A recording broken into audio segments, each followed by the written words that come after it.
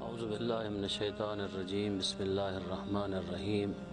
قال النبی صلی اللہ علیہ وآلہ وسلم العلماء باقون ما باقی الدہر۔ پیغمبر اسلام صلی اللہ علیہ وآلہ وسلم کا فرمان ذیشان ہے کہ جب تک زمانہ باقی ہے علماء باقی رہیں گے۔ قبلہ صاحب کا وجود ظاہری ہم سے پنہان ہو گیا ہے، لیکن قبلہ صاحب روحانی طور پہ ابھی بھی ہمارے درمیان موجود ہیں۔ میں مختصراً جہاں قبلہ فیاض صاحب نے ان کی دنیا میں آنے سے لے کر اور انقلاب کے زمانے تک کی باتیں آپ لوگوں کے سامنے شیئر کی ہیں،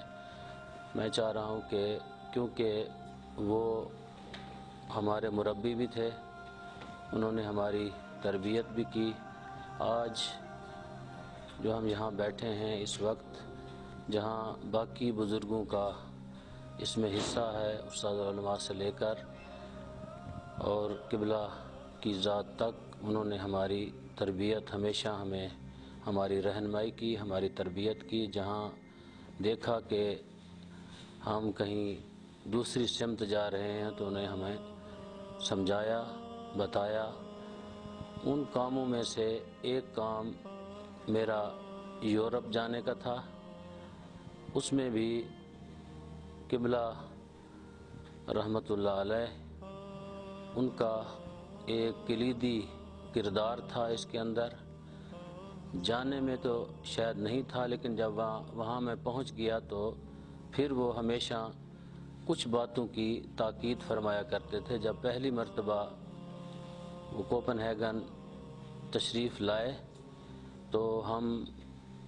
ڈاکٹر مہدی رضا کے ساتھ گاڑی میں قبلہ کو کہیں باہر لے کے جا رہے تھے، تو مجھے کہنے لگے کہ آپ کا فقط یہاں نماز پڑھانا بے فائدہ ہے۔ آپ کو ہم نے اس لیے نہیں پڑھایا کہ آپ آئیں فقط نماز پڑھائیں۔ نماز تو ایک عام آدمی جس کی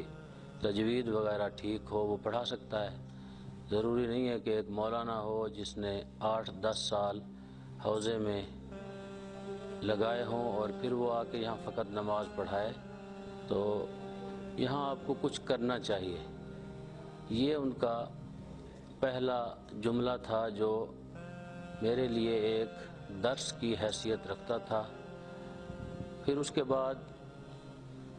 ہم یہاں کچھ مومنین کے ساتھ کوپن ہیگن سے آئے ان کی خدمت میں، اسی مؤسسہ امام المنتظر میں ان کے آفس میں ہم بیٹھے تھے، تو انہوں نے ان مومنین سے ایک جملہ کہا۔ یہ دوسرا جملہ تھا جس کے بعد پھر میں نے سوچا کہ قبلہ مسلسل ہمیں رہنمائی فرما رہے ہیں تو ہمیں کچھ نہ کچھ کرنا چاہیے۔ فرمانے لگے مومنین سے کہ ہمارے خانوادے میں البتہ بزرگان کے علاوہ اس زمانے میں ڈاکٹر صاحب ابھی ظاہراً یہاں تازہ آئے تھے قوم میں، ڈاکٹر محمد نجفی صاحب، تو فرمانے لگے جو ہمارے چھوٹے یعنی ہم سے چھوٹے ہیں ان میں ایک میں بھی ہوں، فرمایا کہ بہترین آدمی ہم نے آپ لوگوں کو دے دیا ہے، لیکن اس سے ہمیں بہت توقع ہے، ابھی تک اس نے وہاں کچھ نہیں کیا۔ تو ہو سکتا ہے کہ میری جگہ پہ کوئی اور ہوتا، اس جملے کو وہ کسی اور پیرائے میں لیتا، لیکن میں نے یہ ایک نصیحت ان کی اور اس کو میں نے بڑی دقت سے اور اپنے اندر اس کو میں نے جملے کو بٹھایا اپنے ذہن کے اندر۔ جب میں پھر واپس گیا تو مسلسل میں نے کوشش کی کہ وہاں ایک دینی مدرسہ قائم کیا جائے۔ مقصد بتانے کا یہ ہے کہ آج اگر کوپن ہیگن میں مدینۃ العلم ایجوکیشن سینٹر کے نام پہ ایک مرکز دینی ہے تو وہ قبلہ رحمۃ اللہ علیہ کی یہ تشویق تھی اور انہوں نے رہنمائی فرمائی۔ اور ایک بات جو کہ شاید اس سے پہلے میں نے کبھی نہیں کی، آغاز میں اسی ہال میں ہم بیٹھے ہوئے تھے تو مجھے کہنے لگے کہ آپ جگہ لینے جا رہے ہیں تو کیا آپ اگر آپ کے پاس کوئی پیسے نہ ہوں، کوئی پیسے نہ دے تو کیا کریں گے؟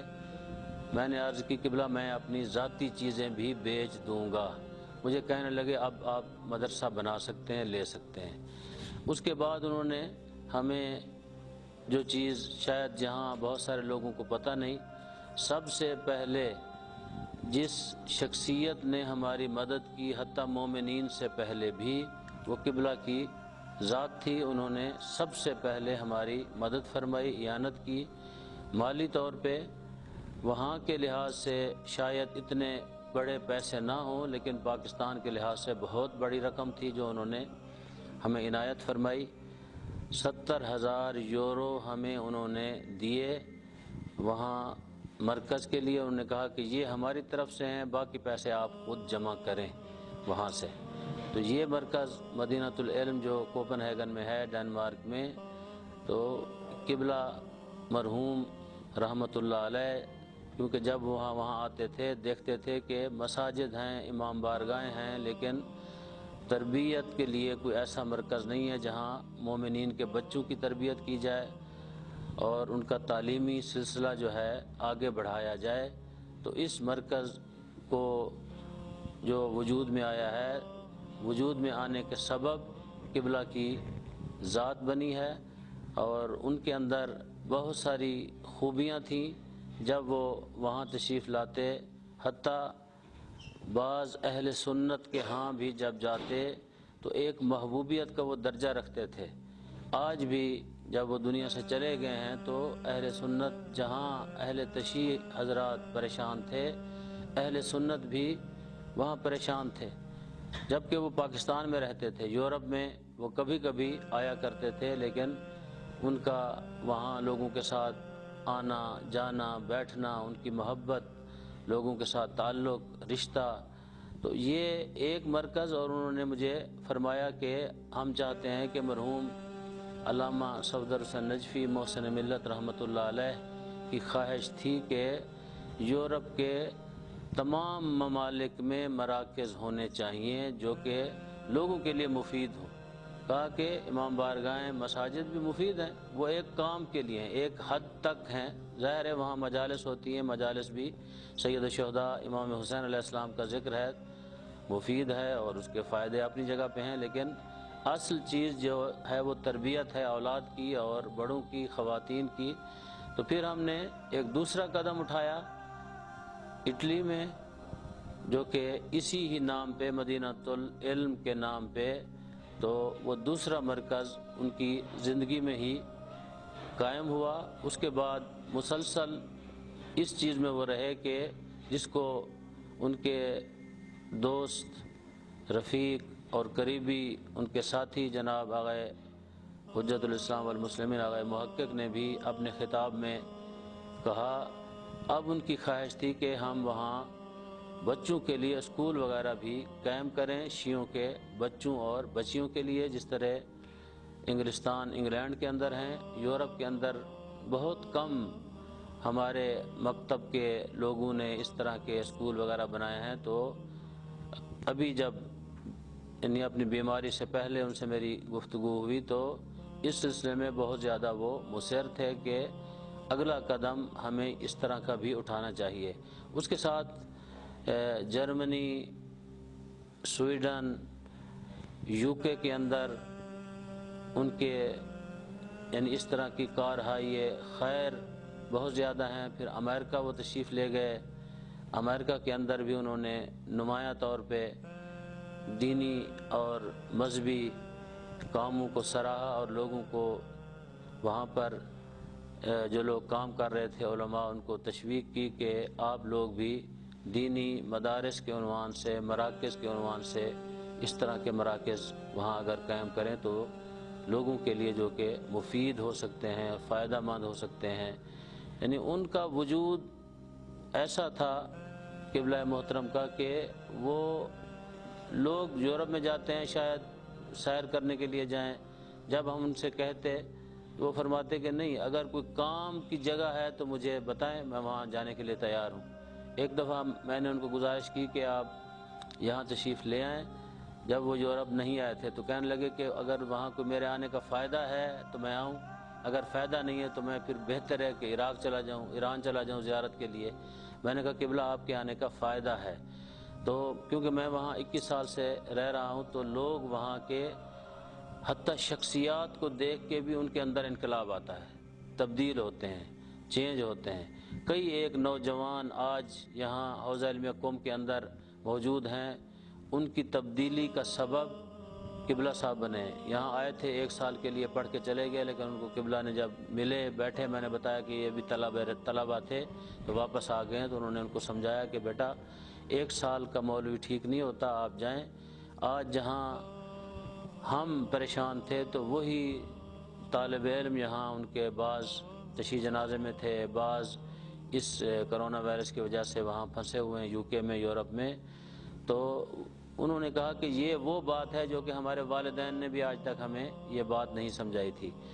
وہ پھر دوسرا مقصد ان کا یورپ میں، جب وہ محرم میں تشریف لاتے تھے تو انہوں نے ایک بات کی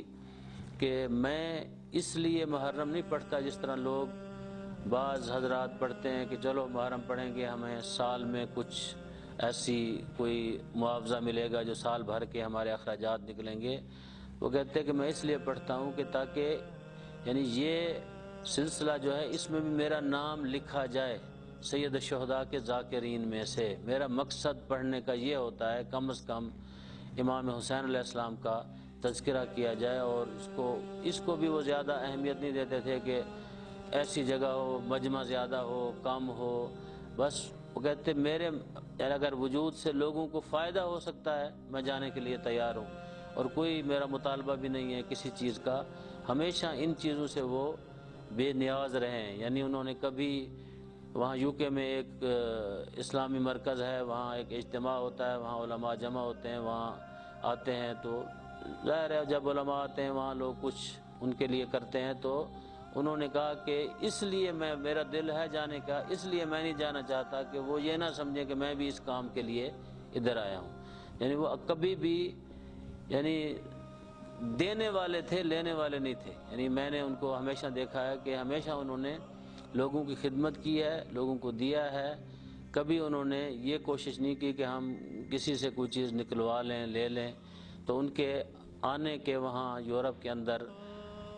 ثمرات، نتائج، آج رات شاید ہم بیٹھے ہوئے تھے قبلہ کے ساتھ، تو قبلہ بھی فرما رہے تھے کہ وہاں قبلہ کے وجود سے وہ مجھے کہتے تھے کہ آپ ادھر ہیں، آپ نے زحمت کی ہے، محنت کی ہے، تو اصل تو پیچھے ہمارے وہ تھے، یا پھر حضرت آیت اللہ حافظ سید ریاض سے نجفی حفظہ اللہ، اللہ ان کی حفاظت فرمائے، وہ تھے۔ اسی طرح پاکستان کے بزرگان میں سے شیخ صاحب قبلہ نے بھی، شیخ محسن النجفی صاحب نے بھی مجھے بہت تشویق کی، جو کہ انہوں نے فرمایا کہ کبھی آپ یہ نہ کہا کریں کہ میں کچھ نہیں کر سکا، کہا کہ آپ نے جو کام کیا ہے اتنا بڑا کام، شاید ہم وہاں یہ کام نہ کر سکتے، آپ سے پہلے کتنے لوگ گئے ہیں مولوی صاحبان، وہ یہ کام نہیں کر سکے۔ اور قبلہ نے بھی مجھے یہ کہا، ایک دفعہ مجھے پریشانی ہوئی، میں کہنے ان کی خدمت میں نے فون کیا، تو میں نے کہا قبلہ کیا مجھے سمجھ نہیں آتی اللہ تعالیٰ ناراض ہے میرے ساتھ کیونکہ میرا ایک کام پھنس گیا ہے، نہیں ہو رہا۔ کہا کہ یہ جملہ مت کہو، اللہ کبھی ناراض نہیں ہو سکتا، آپ جو کام کر رہے ہیں شاید اتنا بڑا کام اللہ نے آپ سے لینا تھا، آپ سے لیا ہے، تو لہذا اس طرح کی نصائح بزرگان کی پشتیبانی، ان کا ہمارے پیچھے کھڑا ہونا، آج یعنی یہ سارے کام انہی کے وجود کی وجہ سے، اور سب سے بڑے سپورٹ کرنے والے اور ہماری مدد کرنے والے قبلہ محترم کی ذات تھی۔ تیسرا ان کا مقصد یورپ میں آنے کا، انشاءاللہ باقی لوگ بھی بات کریں گے، یہ تیسرا مقصد بتا کے تو میں اپنی بات کو ختم کرتا ہوں۔ مقصد آنے کا ان کا یہ ہوتا تھا کہ وہ اکثر آتے تھے، لوگوں کو وہاں پر جو مراکز اسلامی ہیں، مؤسسات ہیں، ان کے وزٹ کرتے تھے، ان اپنے تجربات سے ان کو آگاہ کرتے تھے، ان کے تجربات سے خود قبلہ جو ہے آگاہ ہوتے تھے، اور بعض وزٹ ان کے جو ہیں وہ حکومتی سطح کے بھی تھے، جو وفاق المدارس کے عنوان سے انہوں نے وزٹ کیے، جس طرح امریکہ میں ایک وزٹ تھا ان کا، UK میں ایک وزٹ تھا۔ UK میں جب وزٹ کیا تو کہنے لگے کہ میں ایک مدرسے میں گیا اہل سنت کا، 700 لوگ پڑھ رہے تھے، کہ مجھے بڑا تعجب ہوا کہ یہاں